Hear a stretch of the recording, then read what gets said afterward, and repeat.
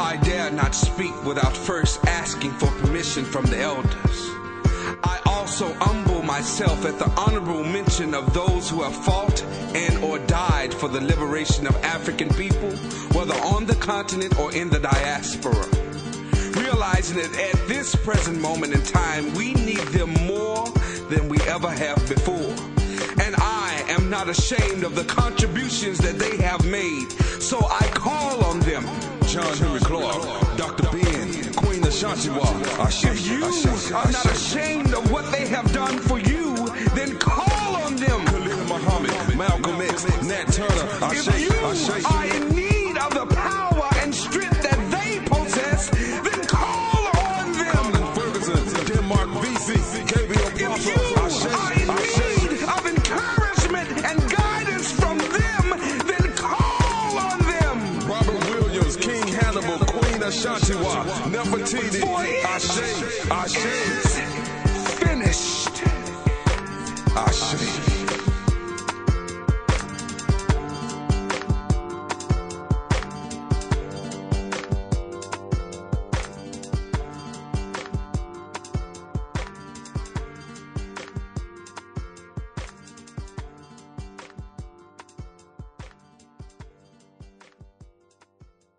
Welcome to this Monday, December 29th, 2025 program of Kimathi Lives. You're tuned in to Sankofa Radio's WSYP 95.1, coming live out of Birmingham, Alabama, streaming all throughout the World Wide Web.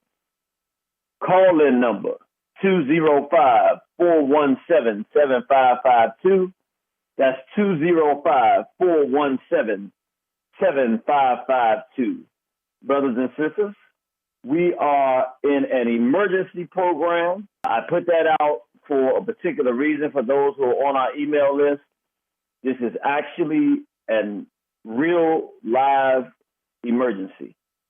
This is not hyperbolic. This is not any form of an exaggeration.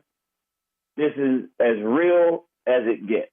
What we're doing here today is a discussion that absolutely positively needs to happen, and the only place for it to happen is Sankofa Radio. So I want you to tune in. I want you to listen. I'm going to let you know right here from the beginning that I'm going to be requesting by the end of the program, because, you know, sometimes we talk and I don't get a chance to wrap it up near the end. So if you call near the end of the program, we're not going to be taking any calls after 9:50, because the last 10 minutes I need to wrap this program up. So if you're going to call, make sure you call in early once we wrap it up and listen to the clips that we have to hear to understand what the African world is facing. Then you're going to be able to call in, know what you want to say, give your commentary or your question, get in and get on out, because that last 10 minutes we're going to reserve. I need support, and I'm going to tell you why. So let me just go ahead and start from the beginning so we don't hold it up. It's no exaggeration when I say that there is an African Holocaust bill. That's what we're naming it, we're claiming it, we're calling it, and that's exactly what it is. It's the African Holocaust bill that is now spreading from the U.S. throughout the African continent. And unfortunately, some of the leaders are on board and others may not know what they're actually signing up to. It's literal, complete genocide. So let me start. I want to walk us through exactly what's happening. And I'm on my way to Africa because I have to be. Yes, I know that I'm running for office here at State Senate. That's one of the things we're doing. But this is absolutely an emergency.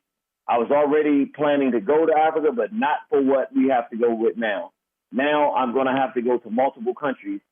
This is an absolute emergency. I was not planning to go to East Africa, but I'm going to have to go to East Africa now because it's necessary. So let me go ahead and start with this. Let me tell you, I'm going to want to line it up for people. Let me tell you what you're about to hear, and then hopefully when you hear it, you can listen to it and understand what was happening, and then listen to it again. This is from December 2nd, 2014. What you're listening to is Barack Obama preparing for the mass genocide of the African continent, knowing that the population does not have access to quote unquote hospitals or direct medical care. So what he's doing is he's trying to raise money and get agreement from the Democrats and the Republicans to set up for the mass extermination through biowarfare of Black people on the African continent. So I've set it up for you. Now we're going to play the clip from December 2nd. That's my birthday, 2014. Let's listen to Barack Obama as he sets up this genocide for our people. Now, much of the progress we've made, and progress we still need to make, depends on funding. This is an expensive enterprise. And that money's running out.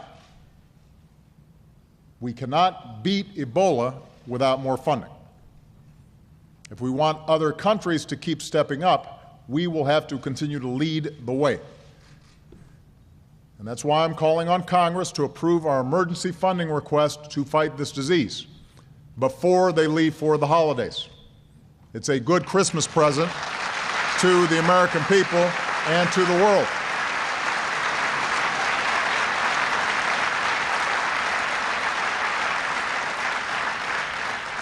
The funding we're asking for is needed to keep strengthening our capacity here at home so we can respond to any future Ebola cases. The funding allows us to keep making progress in West Africa. Remember, we have to extinguish this disease. This is not something that we can just manage with a few cases here and there. We've got to stamp it out. The funding is needed to speed up testing and approval of any promising Ebola vaccines and treatments, including those here at the NIH. It's needed to help us partner with other countries to prevent and deal with future outbreaks and threats before they become epidemics. This is something I want to just focus on for a second. Tony and I were fondly reminiscing about SARS and H1N1.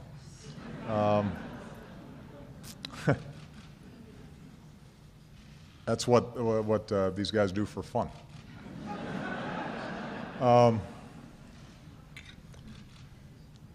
And we were lucky with H1N1 that it did not prove to be more deadly.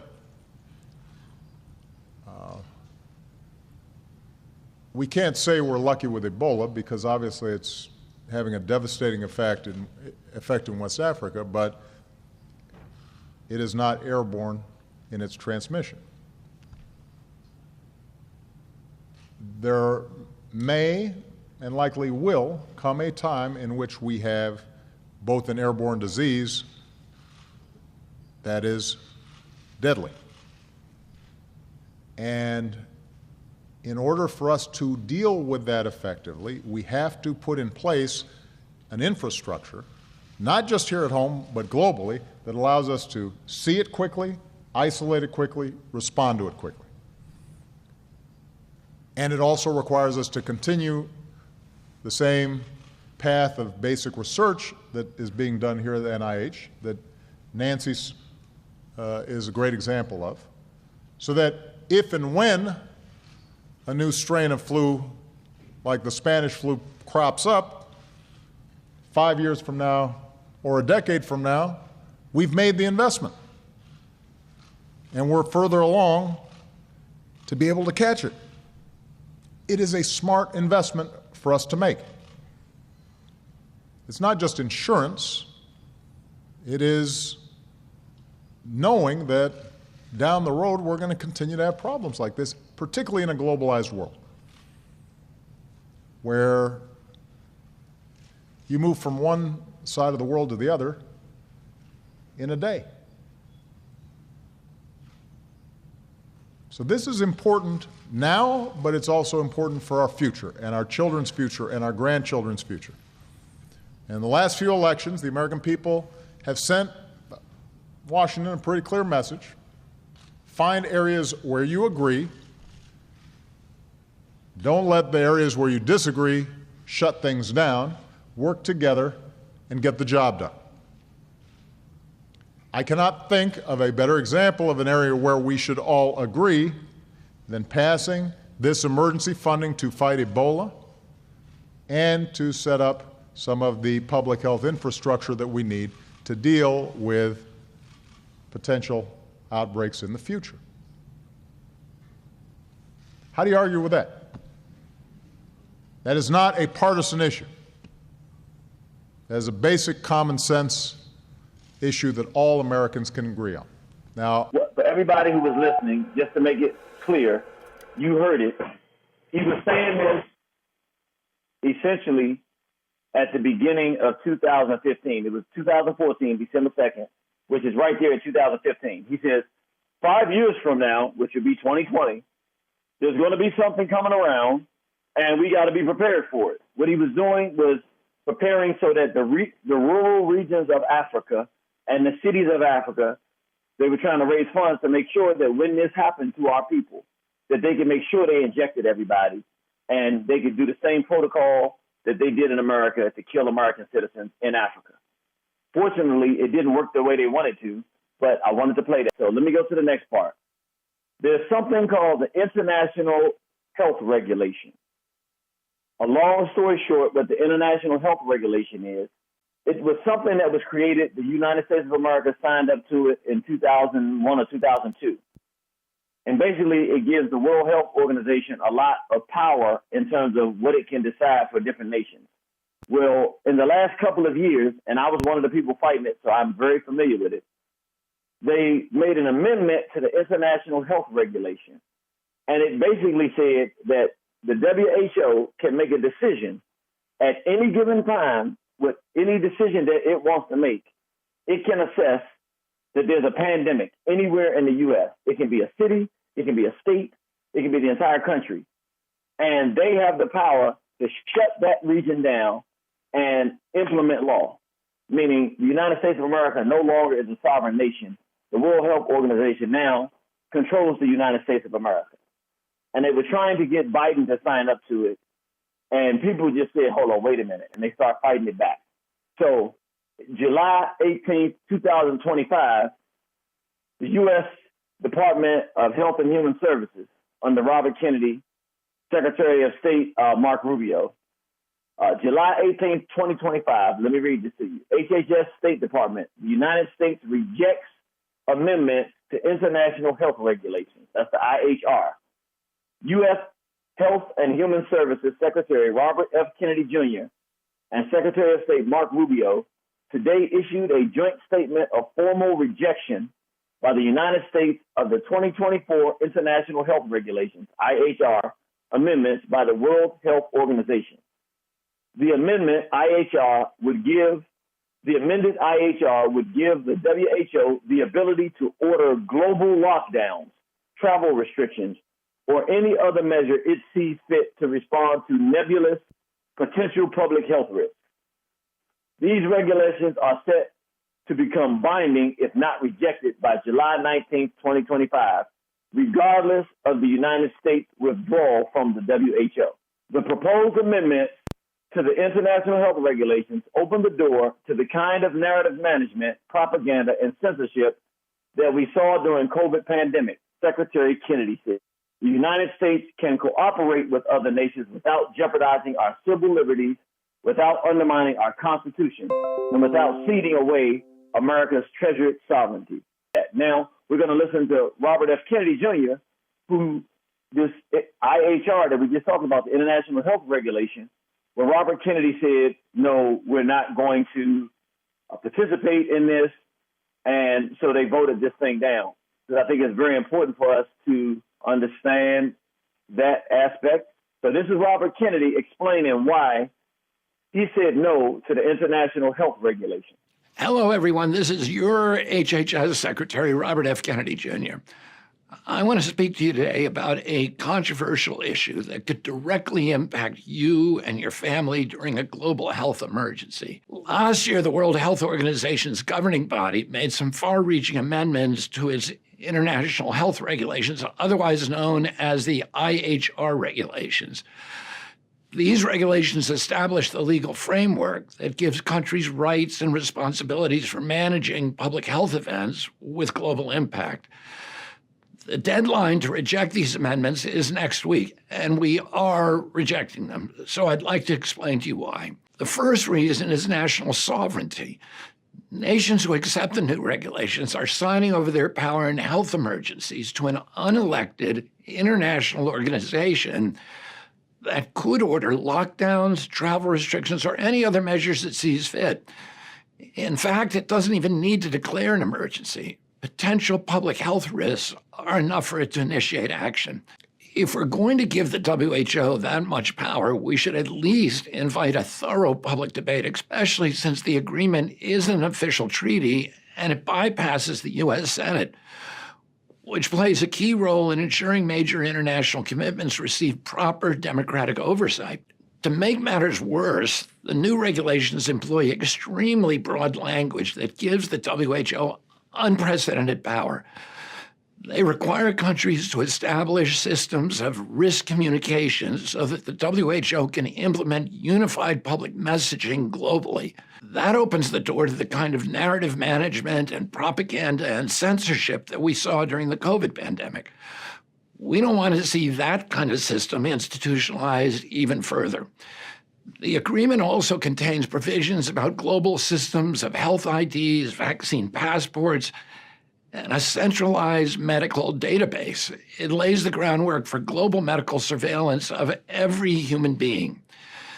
Maybe if the WHO were an infallible authority, untainted by industry influence, we would consider accepting the new regulations. Unfortunately, the COVID pandemic demonstrated otherwise. During COVID, the WHO failed to enforce the international health regulations that were already in place for generations. China withheld critical information about the outbreak for at least a month and faced no real consequences or criticism from WHO. As the 2024 Congressional Oversight Report put it, the WHO was misinformed, denied access to China, and used as a cover for the Chinese Communist Party's reckless action. These and other atrocities make one thing clear. We must strengthen national and local autonomy to hold global organizations in check and to restore a real balance of power. Underneath all the bureaucratic language, what's at stake here is a vision for our future. Are we going to be subjects to a technocratic control system that uses health risks and pandemic preparedness as a Trojan horse to curtail basic democratic freedoms? Do we want a future where every person, every movement, every transaction, and every human body is under surveillance at all times? Now, I don't want to be too alarmist. The new regulations aren't in themselves medical totalitarianism. In fact, they were perhaps written with good intentions, but they are definitely a step in the wrong direction. That's why we're rejecting the amendments, not only on behalf of our own citizens, but the whole world. After all, America could simply ignore the WHO, but few other countries are as powerful as the United States. Even though many of these amendments are phrased to be non-binding, as a practical matter, it's hard for many countries to resist them, especially when they are dependent on the WHO funding and its partnerships. That's why we're taking leadership to stop an agreement that's bad for the entire world. I want to be clear that in rejecting these amendments, President Trump and I are not rejecting international cooperation. We can cooperate with other nations without jeopardizing our civil liberties, without undermining our Constitution, and without ceding away America's treasured sovereignty. That's my commitment to you. That's President Trump's commitment to you. Thank you, and God bless you all, and God bless our country. Produced by the U.S. Department of Health and Human Services. So what we just heard was Robert F. Kennedy saying, not only are we rejecting this mass genocide of the American population on behalf of Americans, but he's saying we're rejecting it on behalf of the whole world because this is dangerous to the whole world. So that is as far as he would go in the interest of serving African people. So basically, he said, you're not going to kill American citizens. These Jews are trying to do mass world extermination through bioweapon warfare. It will be COVID Part 2. And the injections they're going to give people this time are going to be more lethal. They're not going to be doing any placebos. It's death incarnate. They already have the injections ready for the world population. Robert F. Kennedy Jr. jumped in and said, no, you're not doing it here to American citizens, and it shouldn't happen in the world. However, that has not stopped them. So the IHR was prevented from happening here in the United States of America. But these Jews have already announced that the war that they're about to wage is on the African continent. So I'm going to play this clip very quickly so you can hear it. I'm not making this up. This is Netanyahu. Of course, he's not going to say it's war, but you don't ever expect a Jew to tell the truth. You just need to listen to be able to understand what is really being said. This is Netanyahu about his intentions for Africa. We think that Israel now is the best partner that the countries of Africa could have, and it's something that is dear to our hearts. The founder of modern Zionism, the national movement of the Jewish people, was Theodor Herzl, and he said, after I liberate the Jewish people, I will go to Africa to help liberate the black people. We have our African brethren, the Ethiopian Jews, who are in our society, and I personally work every few weeks to help integrate more and more and incorporate them in our society. I believe this. I believe in Africa. I believe in your future, and I believe in our partnership for this future.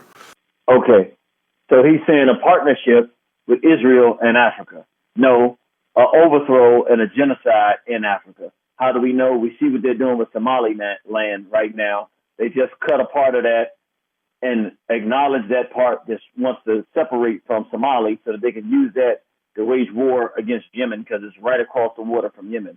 So they're trying to go ahead and put a base in that region to wage war against the Yemenis using Africa, and that will be their incursion onto the African continent. That was just important so we can understand the Jewish interest on the African continent is real. Now we're going to talk, I'm going to play the clip of Rubio, who's now talking about, because this is what the important piece that we really need to understand.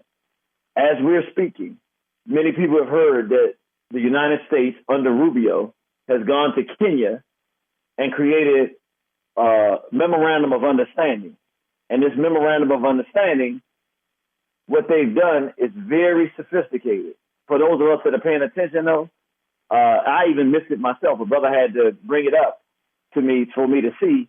They've taken the IHR, which is the overthrow of the nation and bioweapon warfare and genocide that Kennedy said no to for the United States of America in July, and they've rewritten it, calling it a memorandum of understanding for health, and now they're taking it to Africa. There is no Robert F. Kennedy Jr. to stand up to protect African people. In Kenya, the Supreme Court said, no, we don't like the fact that you're going to be looking at our people's data, but they haven't said this is genocide. We will not allow it. We will not allow this encroachment. So they're fighting it in Kenya, but there are 9 African nations, 9 different African nations, including Uganda, Lesotho, and 9 different countries that are now accepting this international health initiatives from the United States of America. I'm going to play Rubio now so you can hear as he's talking about pushing this in Kenya. And so for us, the first, we hope to sign many of these in the days to come. But the first one we're going to sign is with Kenya. And the reason why is twofold. Number one, because of our close partnership. Number two, because they have stable and strong institutions, both in government and in the healthcare sector. And over the next few years, we're going to be investing $1.6 billion in health assistance over the next 5 years. And you'll see how that program works out. But the investment is in combination. It will allow us, first of all, to leverage the private sector to create a sustainable U.S. health assistance model around the world, and not just in Kenya, but this is the perfect place to prove that it's going to work, because it is going to work. And what it means is that money is not just going to be spent to provide medicine and care, it's going to be spent to improve the domestic infrastructure, healthcare infrastructure, so that in 5 or 6 or 7 or 8 years, countries will say, we no longer need this much assistance, if any, because we have our own system, you've helped us to build it, it's now delivering results, and in fact, we now, these third, like maybe Kenya, want to go and teach other countries how to do it. And this is a very real possibility, and it's something we believe in. By the way, Kenya, our partner, okay, we're not imposing this, they're our partner. $850 million is what they're going to give to support these efforts. So this is truly a partnership. This is the way we should be doing assistance around the world. True assistance is self-sustainability, building the ability to sustain yourself in the long term. So it's an honor to be able to do this with you today. I'm excited. This is our first one. We hope to sign, I don't know, 30, 40? How many? 50. Okay. Well, this is number one. We'll always remember this one. You always, you know, the first one is the one that, and we think we've picked the perfect partner. I thank you for being here today. I know you're also here. You're going to join us in a few minutes over at the Institute of Peace for another important topic on the Democratic Republic of Congo and Rwanda. So we're grateful you're here for both of these things, but it lined up perfectly. We are honored to welcome you to the State Department, Mr. President, and thank you for joining us today. Thank you. Thank you, sir. Thank you.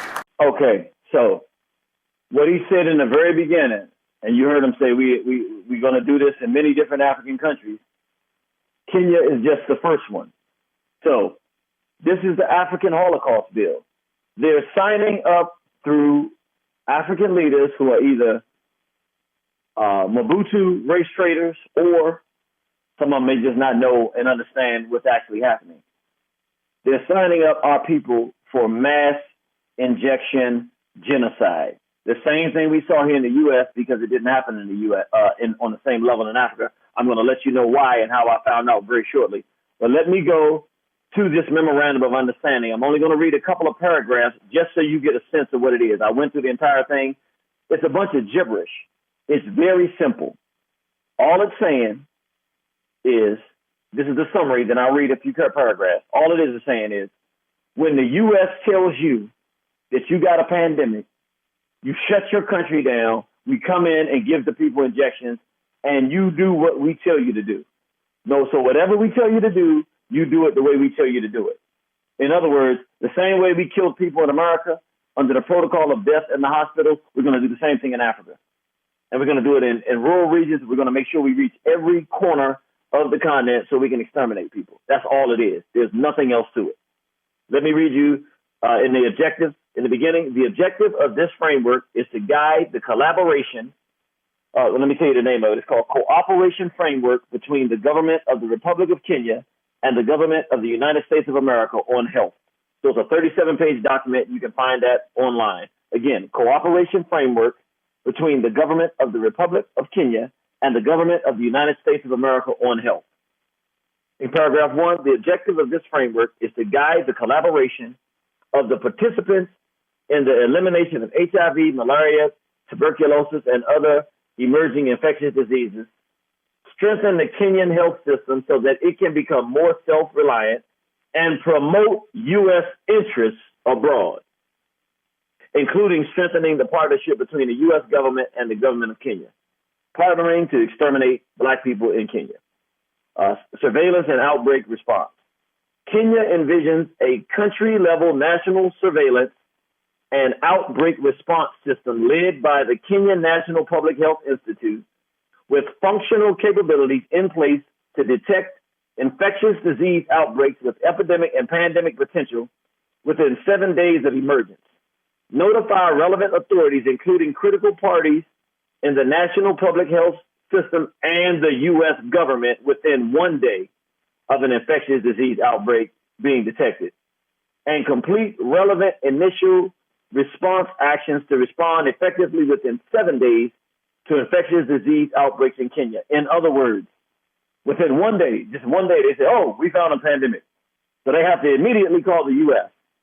Then the U.S. will have something in place where within 7 days, they have the entire country shut down, and they do it according to U.S. standards that Kenya is told what to do. How do we know? Because when we go to paragraph 2.2.7, the government of Kenya intends to allow the United States Food and Drug Administration, the FDA,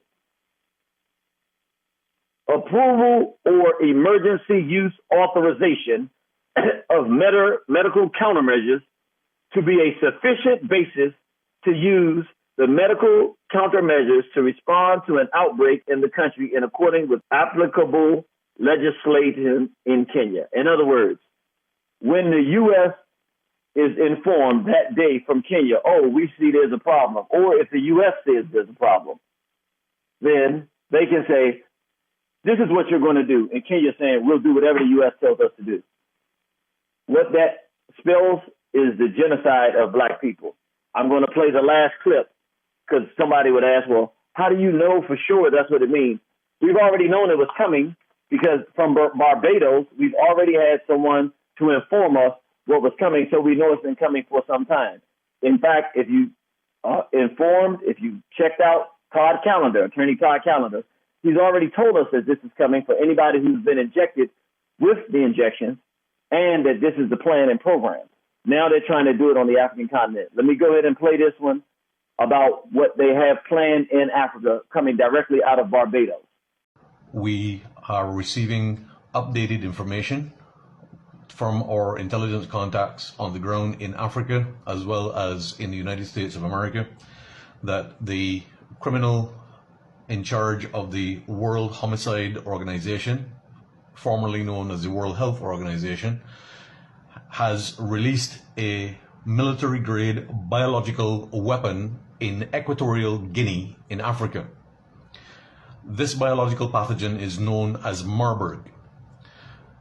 Mr. Tedros Ghebreyesus is trying to convince the world that there is another pandemic and that the world needs to engage once again in mass vaccination, lockdowns and mask wearing and all the rest of that utter nonsense that was proven to be completely and totally fraudulent during the COVID-19 pandemic. It is ironic that at the same time the Caribbean Heads of Government Conference in Guyana is actually taking place, and one of the supporters of this exercise, Mr. Peter Trudeau from Canada, is actually present. I would like to alert the public across the Caribbean region. This so-called Marburg virus is already in the bodies of vaccinated persons. Let me repeat that. This so-called Marburg virus is already in the bodies of those persons that have received the COVID-19 vaccine. This Marburg biological weapon will be activated by the 5G signal. 5G signal at 18 megahertz frequency will activate the Marburg virus. As we know and we have the proof of, COVID-19 vaccinations and injections are injecting an operating system which is linked to the cloud via the internet and 5G. If you have been vaccinated with Pfizer, Moderna, Johnson & Johnson, Sinopharm or AstraZeneca, you will be at risk of contracting or suddenly becoming infected with Marburg. The reason that this is happening is because the COVID-19 vaccinations were designed by the pharmaceutical companies on orders of the United States government under the fraudulent direction of Bill Gates, Anthony Fauci, Dr. Ralph Baric, and the Chinese Communist Party. This is not hyperbole. This is not just an announcement to put fear in people's hearts. This is the facts. We have to remember, our Heavenly Father did not create a spirit of fear. And this entire Marburg planned epidemic or pandemic that the World Homicide Organization is currently planning is nothing more than a fear-mongering exercise.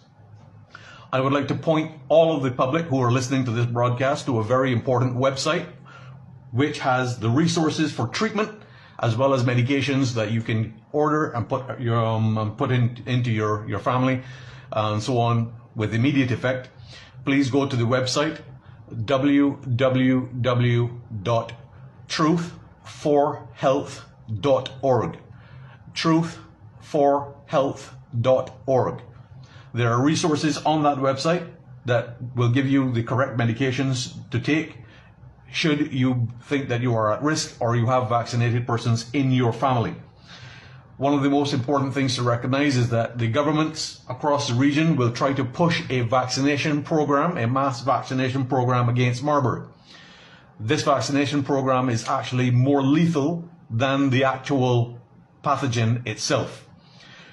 These vaccines have been developed by a company called Sologenics in the United States, which has been funded by Gavi, which is a subsidiary of the Bill and Melinda Gates Foundation, to the tune of $468 million. Sologenics is developing a vaccine from the world's deadliest poison, ricin. Ricin is derived from the castor oil plant, which grows right here in Barbados and across the Eastern Caribbean region. The Sologenics vaccine from Marburg will kill more people in the shortest possible time after vaccination than COVID-19 ever will. So, brothers and sisters, there you have it with all the clips that we're going to play today to make clear what we are facing. This is not, but like all the information we need to resist this is here. On behalf of the U.S. citizens, Robert F. Kennedy Jr. has stood on behalf of American people. In terms of black people, there's no one that I'm aware of, like people are sharing information like this, brother, but on the ground in Africa, country to country, alerting our people to what you've just heard, telling them, and then because I have all the information necessary, and remember, we fought this on the ground. We fought the Minor Consent for Vaccination Act that would have, if it was allowed to pass here in D.C. for children 11 years old or older to get injected against their parents' permission and without their parents' knowledge. If we had allowed that to go through in D.C., right now it would have been around this entire country and probably spread throughout the world. We actually stopped it at ground zero in Washington, D.C. That doesn't mean that they're not using other methods to get this done, but what it does mean is the way that they tried to do it, we jumped in front. Ayo Kamathi? Yes, thank you for this opportunity to speak to the council. The first thing I want to say is I do support this bill, 25-278. On August 23rd, 2022, I sent an email to the entire DC City Council, along with the mayor.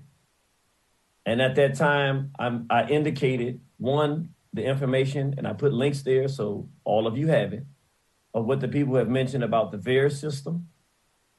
It is the most dangerous thing being presented as medication and medicine in the history of this country. In 1 year, more reported deaths from this official system occurred from these 3 injections, Moderna, Pfizer, and Johnson & Johnson, than in 31 years, all actual vaccines combined, making it the most dangerous thing being presented as medicine. It is not medicine, it's technology, mRNA technology. I want to read, I also sent in the official listing of the 1,291, over 1,200 listed side effects officially as of April 2021 from Pfizer. These are what they knew before the injections were mandated. And I sent those to the entire council and to the mayor. So I'm glad that you're beginning the process of backing away from these. I don't think it's enough. I'm going to read part of what I sent. I am writing to inform you that in my estimation, everyone who voted for this bill is an active, knowing participant in a genocide against children in the United States of America, specifically Washington, D.C. This communication provides current evidence of why these injections are harmful and demonstrates your knowledge of the danger of these injections. The fact that you are intentionally and willfully circumventing the court's ruling to inject children without their parents' knowledge or consent represents your intent to do harm. From the date of this communication on August 23rd, 2022, I believe that any child who is harmed due to your advocating and or facilitating COVID-19 injections called vaccinations to them is a victim of an active genocide perpetuated by you and all of the members of the DC City Council who voted for this bill. I request that you employ the same urgency you used in circumventing the U.S. District Court's injunction against the Minor Consent for Vaccination Act of 2020 in ending this genocidal assault on the children of Washington, D.C. Otherwise, you may soon be pursued for crimes against humanity for actively engaging in a genocide against the children in the Washington, D.C. metropolitan area. So it is not enough to stop the mandates of the injections. Now that you have the information, you are now responsible with your knowledge to share that information with the public in Washington, D.C. I also want to bring to the attention of everyone out there this document. Can't see it here too well, but I'm going to read and tell you where you can find it. It's called ISSN 277-5906, COVID-19 and illegal U.S. bioweapons activity and insiders revelations. J. Bart Klassen, MD. You're talking about you want to give people the science. He is a scientist who worked with Dr. Fauci. Again, ISSN 2771-5906. Thank you. Ms. Stanford.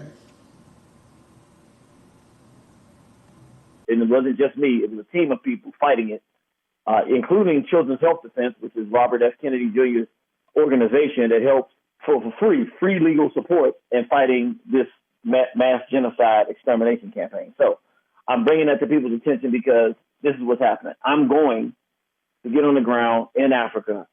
I need the support. I'm going to just be perfectly honest because this is not what I was intending to do.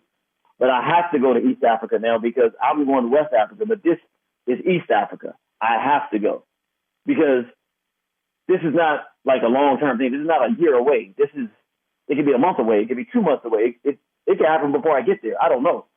What I know is, let me tell you how I know this is very important because why haven't I come to you before about this thing? It just came in December, this cooperation framework between the government of Kenya and the United States of America. Why didn't I come and do this emergency broadcast before? Honestly, as soon as I heard it, I knew that it was something evil and harmful to Black people. But I didn't want to look at it because I have other things that were on the list that I'm planning to do. So I tried to, sometimes you just I can't take every rabbit hole. Here's the problem. I did an interview. For those of you all who haven't seen it, you really want to go check it out. It's on Jake Shields. You can just go to my Facebook page and you'll see right there the link to it. Or you can go to Rumble and look in Jake Shields, and then you'll see Ayo Kimata. You'll see the most recent one. Now, this is the thing about that interview. I did it, and I talked about this COVID-19 and how the death protocol happened in America. To really scare people, they said, what we're going to do, you're not going to actually die from that. When you go to the hospital, we're going to take a medication that's a poison that murdered people in 2019 in Africa. They tested Ebola drugs. Yeah. One of them, called remdesivir, killed over 50% of the people. This is 100% true. I've looked into all this stuff. They were literally giving remdesivir. It was a drug that goes for a lot of money too. It's not cheap. They were subscribing that, and it was killing people. This is 100% true. Ventilators too. So okay. So what did they do? They said, okay, look, it killed over 50% of the people we gave it in Africa. So they pulled it. Said this thing kills people. Mm-hmm. But if you get sick and have a hard time breathing, because now we know this bioweapon is spreading, then the only thing you can get prescribed in the hospital is remdesivir. Now, sounds too crazy to be true, but everything you're saying is true. Right. So 2019, they know it kills people. 2020, when you get sick, the only thing you can get is the thing that kills you. They wouldn't give you ivermectin. They wouldn't give you the thing that was cheap, but the thing that was extremely expensive, and some of the folks involved in saying that you have to get it have investments in those companies. They say this. Here's the deep. Think about this. This is what happens when you go in the hospital. If you go in the hospital and you're feeling sick, sometimes you don't even feel sick. This is how the hospitals now, a new way for them to prescribe to get paid. This is how they got paid. If you come in, your leg could be hurting. Don't have anything to do with anything. They're going to give you a test. You want to take this test? For free. They tell you it's for free, but the hospital gets paid for every test they give. If the test comes back and says you have quote unquote COVID, it doesn't matter if you're sick or not. Yeah. If it does, they get paid again. If they admit you to the hospital, whether you're sick or not, they got paid again. Then what? They put you on a ventilator, they got paid a lot. Well, then next thing is they say, hey, you got COVID. We're going to put you on this thing called remdesivir. Why is that a problem? Because remdesivir destroys your kidneys. What happens when your kidneys get destroyed? After 3 days of remdesivir drug, your kidneys start shutting down. Now you can't pass out fluids. So your fluids start backing up into your lungs. Now you can't breathe. You really can't breathe. So now you're saying I can't breathe. So now the big payment. Yeah, I remember the pay. The ventilator. They were big. They were like 50,000 or 25,000 or something like that per ventilator they put people on. Now you get the ventilator. What does that do? The ventilator prevents you from being able to breathe. You got water in your lungs. Now they drown you to death. If you stay on that ventilator for 3 days, now you get a huge payment, and they get 25% on top of everything if they give you remdesivir, because they know you're going to die once you do the remdesivir. And once they put you on a ventilator, you usually die. I had a doctor tell me, don't go on a ventilator. The ventilator, once you go on a ventilator, people rarely come off them. Because the ventilator prevents you from being able to breathe because you have the water in your lungs because your kidneys won't let it out. So literally, it was murder. It was between $100,000 and $400,000, depending on which city you were in, state you were in this country, patient. Per patient that you kill in the hospital. So it gave them incentive to kill patients. And no one was held accountable. No one, right? As far as I know, no one's been held accountable on this. So people say, no, but people were dying from COVID. No. Yeah, they were. No, they're being killed. They were being murdered after they got sick from the bioweapon in the hospital from a protocol that was created to kill them. Why? That wasn't what it was for. They wanted to scare us to death so that they could say, give me your arms. I want to put the real bioweapon in you.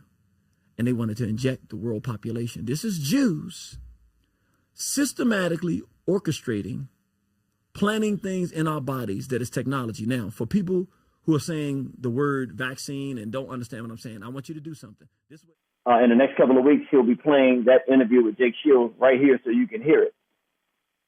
Well, I got a call from East Africa where the sister was in tears saying, I listened to your interview that you did with this guy, Jake Shields. And this is from all the way from East Africa, Uganda. She said, I spent $40,000 trying to save my mother. I watched as they put her on the ventilator and killed her. I was there with her while this was happening. She made it clear to me that they didn't understand what was happening at the time, of course, like none of us did. But that same death protocol, she said her mother walked into the hospital. So she wasn't sick. Went there for something, some passing, whatever the case may be, maybe checkup, got tested and said, oh, you got COVID, and then got put on drugs, whether it was remdesivir or something similar, and then ended up getting put on a ventilator and murdered. And what she said that was so telling, and then I talked to my people in Southern Africa and other regions of the continent, they said the exact same thing happened there. She said the only people that got killed in Uganda, and when I talked to people in Kenya, it was the same thing, were the people who were either rich or middle class who had access to the hospitals. If a person didn't go to the hospital, they didn't die. I'm going to say that again. Nobody who didn't go to the hospital died. So they didn't die, they were murdered. The same protocol getting paid and funded to kill people that happened here in America happened there. How many of the doctors knew that that's what it was? I don't know. But I know money talks. And if a person dies and you get paid, then you're going to have more people dying than less. That's just how it works.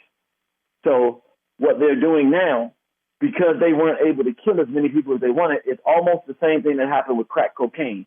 When they had cocaine in its natural form, it was no reason for black people to use it because we couldn't afford it. So they didn't destroy the black community with cocaine. It was too expensive. So they went to the lab and found a way to break it down and make it cheap to get less amounts of cocaine, mix it with baking soda and whatever the formula is they do to make crack, and now they can destroy the black community. They're looking now for the means by which to reach the rural communities and the poor masses on the African continent for mass genocidal extermination. Right in the midst of America, Robert F. Kennedy Jr. saying, nah, you're not going to kill us here. They take the same formula, take it to the African continent, and are now openly, publicly, in front of our face, preparing for mass genocide. I'm on my way. I'm going to stop it. That's just the bottom line. I need your support. So let me just go ahead and say it now. I'm going to go ahead and say it. I need your support, brothers and sisters. This is not talk. Like, I'm not only going to do it, you're going to see me do it. You've seen me do this before. When we said we were going to stop the homosexuality from getting legalized in Kenya, we did that. You all supported me then. For those that were around at that time, you supported. We went, I did it. This one is much bigger than that. Not that anything is more important than saving African backsides from this sick sodomy, but this is just literal, the African Holocaust bill. We're talking straight up, unadulterated mass genocide right in our face. We can stop it. Our people just need to know. So I'm going, and I need your support. Cash App, $Ayo Kimathi, $AYO KIMATHI, or $irritated genie, IRRITATED GENIE. So that's $Ayo Kimathi and or $irritated genie. Now I know I'm running for office here, but that's secondary.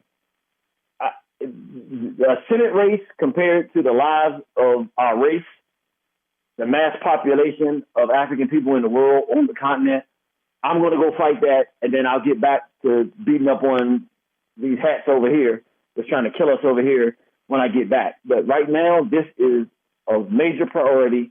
My job is to get there and let the people know what's happening to them in every region of Africa that I can make it to. And basically, if the question is where am I going, depends on how much support I get. Every amount of support that I get, I'm going to go to another African country. What I need is funds. I need two things from you, brothers and sisters. Two things. Three. One, the brother is going to play this program and play it again. I need you to download it. You can contact the brother. I hope he doesn't mind me saying this, but you can contact him and ask him for a copy of the program. You need to share this program as widely as you possibly can. You can have people come and listen to the program, and you can get this program and share it with everybody you know. That's one thing I need you to do. Two, which is really the most important, because I got to get down on the ground and get it down there. I need you to support it financially.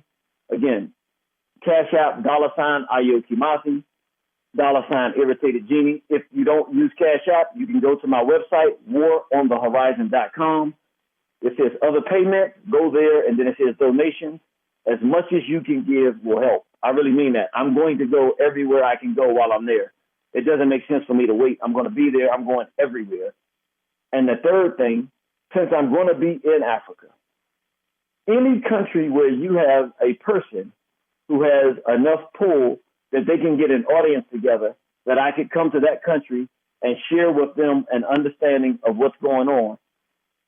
If you can put me in touch with them, you can go to liberation@waronthehorizon.com. Again, email me, liberation@waronthehorizon.com. Email me at that email and let me know the person that I can contact in that country that can facilitate me coming to that country and gaining an audience so that I can explain to people what's going on. I have all the information, all the data that they need, and the proof. You know who I am. For those of you who've been around, you know what I do. I'm not going to go there and let you down. I'll make it clear to them what's going on. I'll make it clear who's doing it. And it's a simple solution in this case. They don't have to lift a finger with a gun. All they have to do is say no. That's it. No, we're not doing it, period. End of story. And this genocide doesn't happen. This African Holocaust bill doesn't take root, and our people are not genocided. But if no direct action and definitive positioning is saying we will not participate in this happens, brothers and sisters, we're talking about a cataclysmic destruction, the level of which we've never experienced. It's bigger than slavery. It's bigger than colonialism. What we're looking at now is a direct mass extermination campaign. I'm not exaggerating it. You just heard it. I don't even need to prove it. I mean, the white folks have somebody standing for them, Robert F. Kennedy Jr. He's the head of HHS. The head health person in this country said, we will not allow you to do it here. Well, I'm the head black person for the African world community. I need your support. Again, $Ayo Kimathi for Cash App, AYOKIM as in Mary, A-T as in Tom, H-I, or $irritated genie. And if that's not the way you want to do it, if you want to do it, you can even go online. You can make purchases at waronthehorizon.com, particularly electronic purchases, because I'm going to be gone for a minute. Anything you want electronically, order it. I'll be able to get those to you no matter where I am in the world in a timely manner. We'll be able to get them to you. And but also you can donate there. I need people to step up on this one, brothers and sisters. Like, this is an emergency. I didn't intend to do this. So, like, this is the reason this last second when I read the bill and realized they're really doing this. And I know exactly what it is and put the pieces together, as you just heard them. There's no way to wait. Like, it's not exactly convenient for me in terms of timing. I have other things that I'm trying to do, but there's nothing more important than saving our people from genocide. There really just isn't anything more important than this. And I don't even think I need to say it. I think everybody out there, if you're listening, you can understand this is it's an emergency situation. It's already happening. It's not like this is something that is not on the table. I told you before, for people who've been listening, that in South Africa, somebody told me they have a bill that's in place that people are like, we don't actually like this bill because they're not saying what the injection is. They're just being real nebulous, and they're saying, hey, here in South Africa, for children to go to school, they have to get these injections. But they haven't told them what the injections are. So we already know what it is. It's the same thing we're looking at here. Like, it is a direct genocide, African Holocaust genocide through bioweapon injection that is happening now. And I don't hear, the whole entire race should be up in arms. But I don't know if our people know what's going on. Let me say this for people as well. Go online to waronthehorizon.com. Every single person out there needs this. It's a 4-part DVD set that I have. Get the electronic version, because once you get it, you can download it to your computer and to your hard drive. You need to keep this thing and have it always. It's called Fauci and the Gateway. It's $100. It's a 4-part DVD set. This is why you need this, brothers and sisters. Everything that they're doing now, I've already documented. So instead of trying to explain it, if you're not totally in understanding it, you will have the resource you can take and show anybody anywhere in the world. There's nobody in the world that you won't be able to share this information with, because you'll have it electronically. You can do whatever you need to do. To save our people, this is an emergency situation.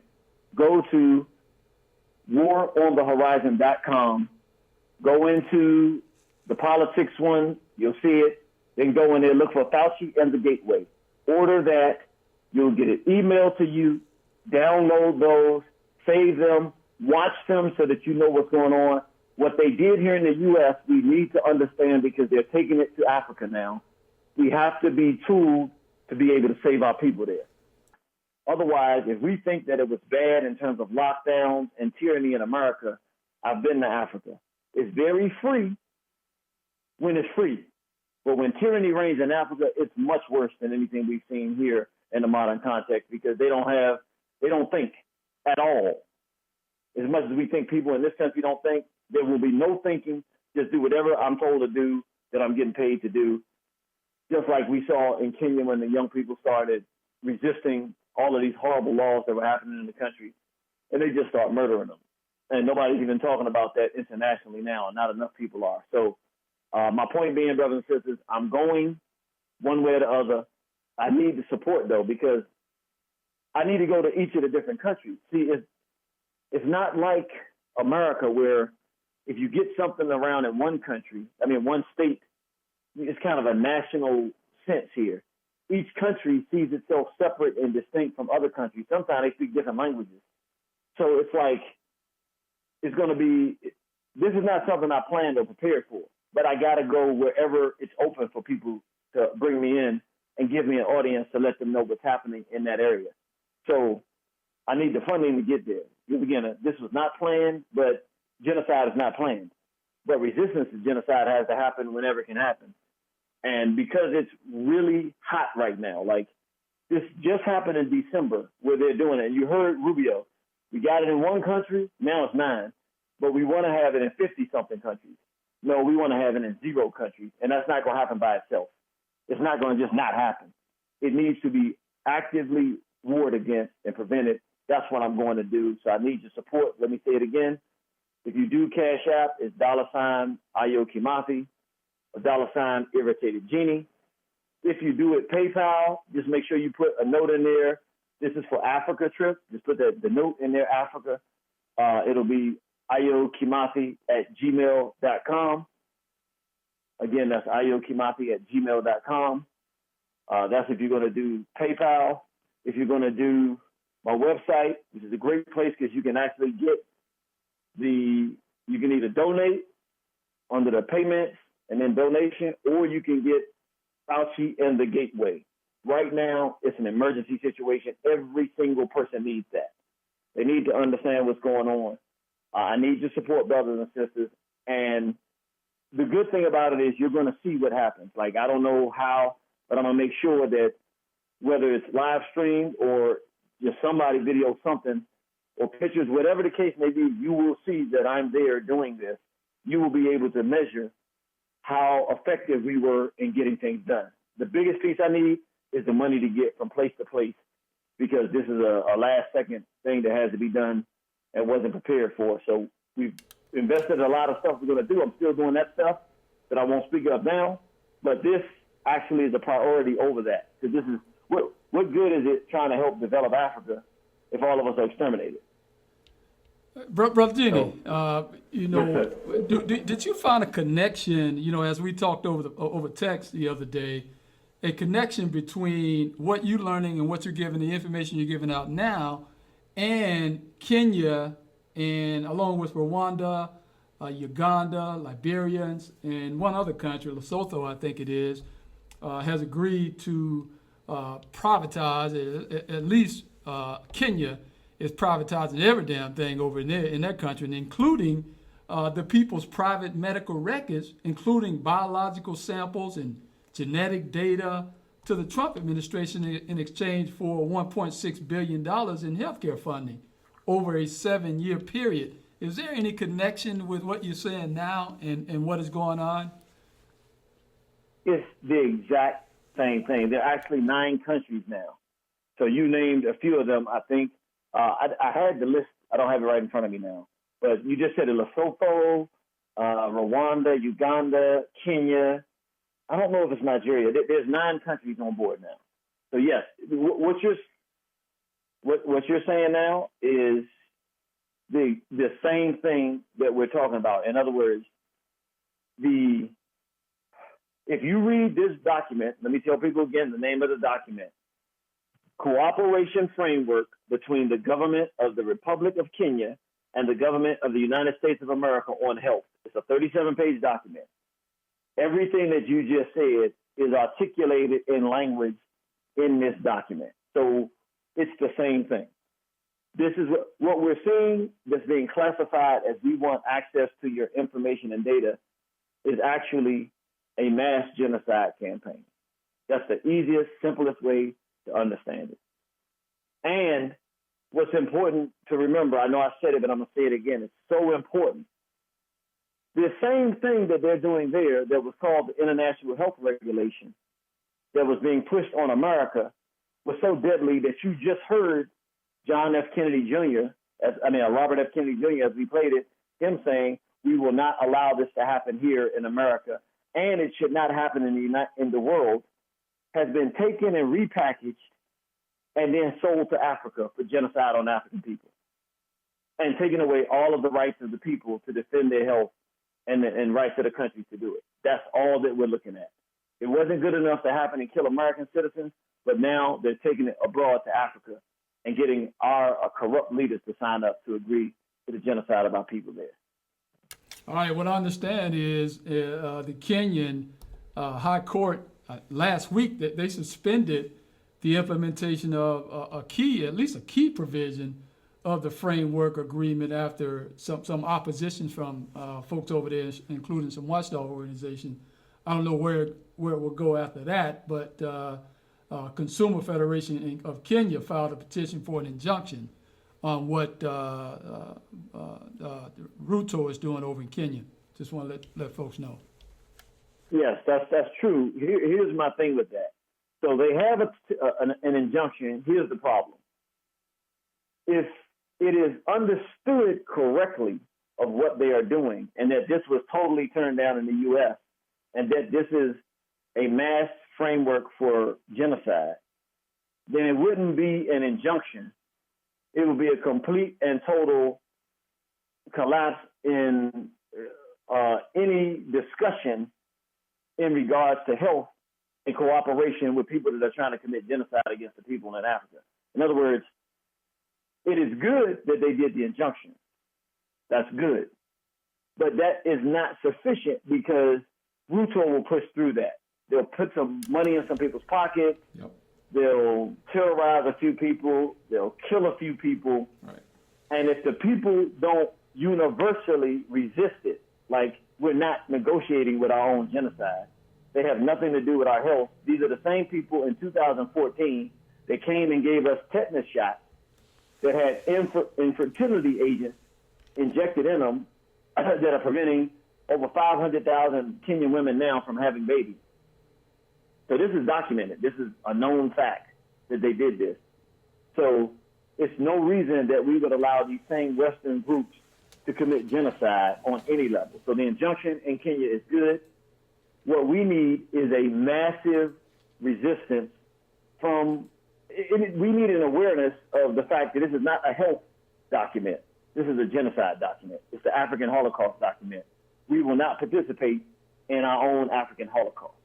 We really need to change the language and the viewing of it, because as long as it's viewed as something like that, they'll take out the part saying that you can track the people's data. So what? Okay, so you take out the fact that, I mean, if it stops the bill, that's fine. But the bottom line is, okay, so now we're saying we're taking that part out. Okay, so you're not going to be tracking our data, but you're going to be giving us injections to kill us. Or implementing protocol that kills our parents and families. So, like, it's like slower genocide. I don't know. Whatever it is, it's insufficient. But I'm not saying that it's not good. I think it's very positive in the right direction, but it needs to be far more definitive than that. This is genocide. This is an African Holocaust. The answer is no. And that's what I'm gonna come with the information and facts to show people that this is what this is. To be able to say the answer is no. Yep. The answer is no. All right, my brother, where to send the money again? Let the folks know before we get off the air. Okay, Cash App, $ Ayo Kimathi, AYOKIMATHI, or $ Irritated Genie, IRRITATED GENIE, either of those on Cash App. If you want to go and contribute with your credit card, you go online and go to waronthehorizon.com. That's waronthehorizon.com. You go to other payments and you can contribute there. You can also go to purchase Fauci and the Gateway on the website, waronthehorizon.com, so you can have this information. We can email it right out to you. You'll have the copy for yourself. Or if you want to do it through PayPal, just make sure you put a note there that it's a gift to a friend for the Africa trip. And if you put Africa trip in there, then it's clear what it's for. That's Ayo Kimathi, AYOKIMATHI @gmail.com. All right, my brother. Thank you, my brother.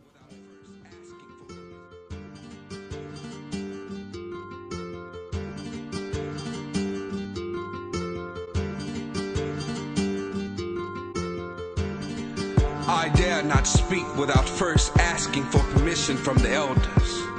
I also humble myself at the honorable mention of those who have fought and or died for the liberation of African people, whether on the continent or in the diaspora. Realizing that at this present moment in time, we need them more than we ever have before. And I am not ashamed of the contributions that they have made, so I call on them. John Henry Clark, Dr. Ben, Queen Ashantiwa.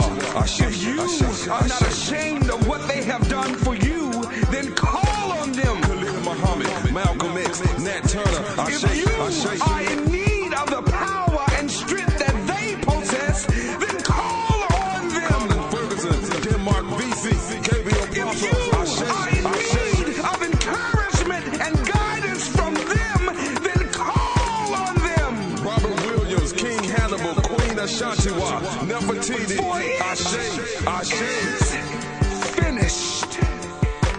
Ashe.